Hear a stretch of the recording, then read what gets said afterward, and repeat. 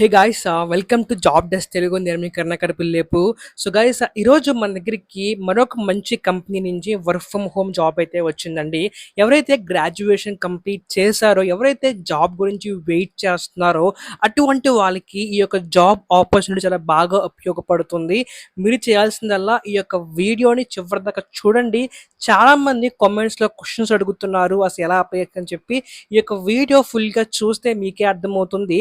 And second thing వచ్చేసరికి ఈ యొక్క జాబ్ అప్లికేషన్ లింక్ కావాలి కనుక ఇక్కడ మీరు చూడండి, మీకు డౌన్ సైడ్లో అసలు ఈ యొక్క అప్లికేషన్ లింక్ ఎలా పొందుకోవాలో నేను ఎక్స్ప్లెయిన్ చేస్తున్నాను. ఆ యొక్క ఇమేజ్ మీరు ఫాలో అయితే మీకు అప్లై లింక్ గురించి తెలిసిపోతుంది. ఓకే, సో గైస్ ఇక లేట్ చేయకుండా అసలు ఆ యొక్క జాబ్ ఏంటి, అసలు ఆ యొక్క జాబ్ ఎలా ఉంటుంది, అసలు మనకు శాలరీ ఎంత ఉంటుంది, మనం ఏం చేయాలి మొత్తం కూడా చూద్దాం. Let's start our today's video. ఇక మీరు చూసినట్టుగానే మనకి ఈ యొక్క వెబ్సైట్లో మనకి సైనివర్స్ అనే ఒక కంపెనీ నుంచి మనకి జాబ్ రిక్రూట్మెంట్ రిలీజ్ అయింది. అది కూడా కంప్లీట్లీ ఫ్రెషర్కి. So guys first of all సైనివర్స్ అనే కంపెనీ ఏంటంటే కనుక ఇది ఒక టెక్నాలజీ కంపెనీ అనమాట, కమ్యూనికేషన్ బేస్డ్. ఇది ఒక మెయిన్ బ్రాంచ్ సరికి యుఎస్లో ఉంటుంది. వీళ్ళు 5G నెట్వర్క్స్ని లేకపోతే బిజినెస్ కస్టమర్స్తో కనెక్ట్ చేయడానికి ఎక్కువ యూజ్ చేస్తూ ఉంటారు వీళ్ళ టెక్నాలజీని.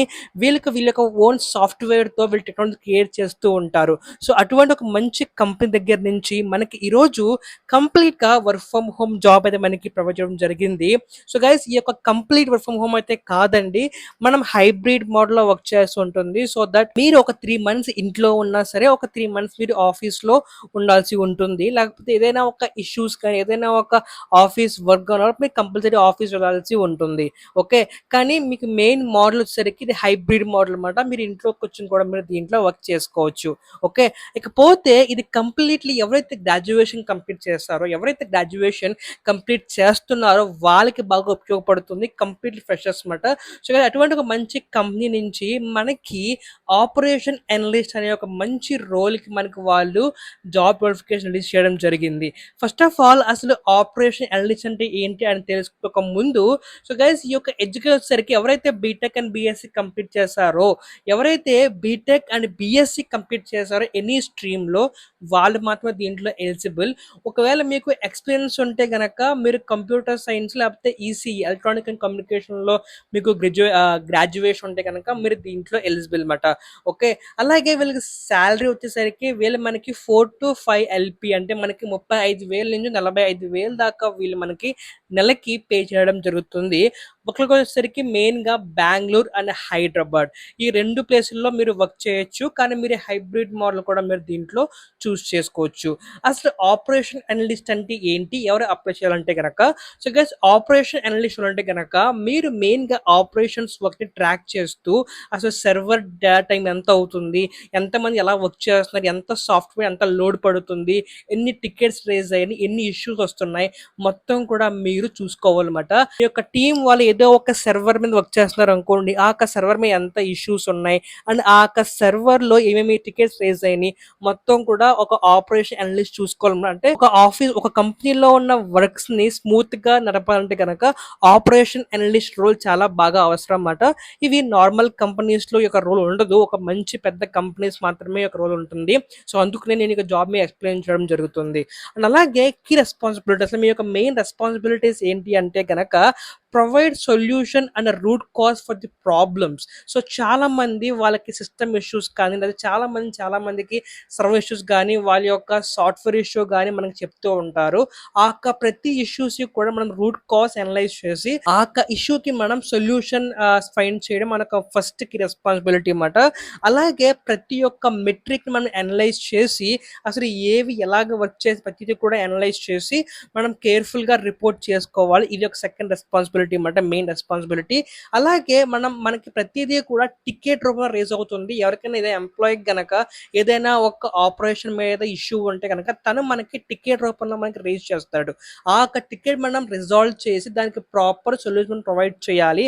అలాగే వన్స్ ఆ యొక్క ఇష్యూకి మనం సొల్యూషన్ ప్రొవైడ్ చేసిన తర్వాత ఆ యొక్క సొల్యూషన్ కూడా మనం జాగ్రత్తగా ఒక డేటా మీద మనం రికార్డ్ చేయాలి. అప్పుడే మనకి వేరే వాళ్ళకి ఆ యొక్క డేటా మనం ఇన్ఫర్మేషన్ షేర్ షేర్ చేయడానికి ఉంటుంది. ఇది కూడా మీ రెస్పాన్సిబిలిటీలో ఒకటి. అండ్ అలాగే మీరు ఎక్కువగా పార్టిసిపేషన్ అంటే మీరు టీమ్ మీటింగ్స్‌లో గానీ, లేకపోతే టికెట్ రిజాల్వింగ్ మీటింగ్స్‌లో గానీ ఎక్కువ మీరు పార్టిసిపేట్ చేస్తూ ఉండాలి. ఎందుకంటే అప్పుడే మీకు టికెట్స్ గురించి లేకపోతే ఇష్యూస్ గురించి ఎక్కువ ఇన్ఫర్మేషన్ తెలుస్తూ ఉంటుందన్నమాట. ఓకే. అండ్ అలాగే మెయిన్‌గా వచ్చేసరికి మీరు టెక్నికల్ ఇష్యూస్ గురించి ఎక్కువగా చేస్తూ ఉండాలి. అలాగే లాస్ట్ థింగ్ వచ్చేసరికి మీరు చేసే ప్రతి వర్క్ కూడా ఆ డేటాని మెయింటైన్ చేస్తూ ఉండాలి. ఎందుకంటే అది టాప్ మేనేజ్మెంట్‌కి బాగా అవసరం కాబట్టి. సో గైస్ గుర్తుపెట్టుకోండి, మీ యొక్క ఆపరేషన్ అనలిస్ట్ రోల్‌లో ఎటువంటి రిపోర్టింగ్ హెడ్ ఉండరు. మీరు డైరెక్ట్‌గా బోర్డ్‌కి రిపోర్ట్ చేయాల్సి ఉంటుంది. ఎందుకంటే మీరు ఆపరేషనల్ వర్క్ చేస్తారు కాబట్టి. సో ఇది గైస్ ఈ యొక్క జాబ్ రెస్పాన్సిబిలిటీస్ గురించి మెయిన్‌గా వచ్చిన వాళ్ళు ఇచ్చిన మెయిన్ టాపిక్స్. ఇకపోతే వాళ్ళు మీ దగ్గర నుంచి ఏం కావాలనుకుంటున్నారంటే గనక ఎవరికి ఆబ్వియస్లీ మీరు ఏదో ఒక గ్రాడ్యుయేషన్ చేసి ఉండాలి. అండ్ అలాగే ఆ గ్రాడ్యుయేషన్ గనక సిఎస్సిలోని లేకపోతే ఈసీలోని చేస్తే గనక వాళ్ళకి వెల్ అండ్ బెనిఫిట్‌గా ఉంటుంది. లేకపోతే ఒకవేళ మీరు ఫ్రెషర్ అయితే గనక మీరు ఏ స్ట్రీమ్‌లో చేసినా సరే మిమ్మల్ని వాళ్ళు వెల్కమ్ చేస్తున్నారనమాట. అలాగే ఒకవేళ మీకు 0-2 ఎక్స్‌పీరియన్స్, ఒకవేళ మీకు ఎక్స్‌పీరియన్స్ లేకపోయినా సరే, లేకపోతే మీకు ఎక్స్‌పీరియన్స్ ఉన్నా సరే మీరు దీంట్లో ఎలిజిబులే. సాలరీ కూడా మీకు ఫ్రెషరా, ఎక్స్‌పీరియన్స్ దాన్ని బట్టి మీకు డిపెండ్ అయ్యి ఉంటుంది. అలాగే మీరు మెయిన్‌గా సపోర్ట్ క్వెరీస్ అలాగే మీరు ఇష్యూస్ రిజాల్వ్ చేసే మైండ్ సెట్‌లో ఎక్కువ మీరు ఉండాల్సి ఉంటుంది.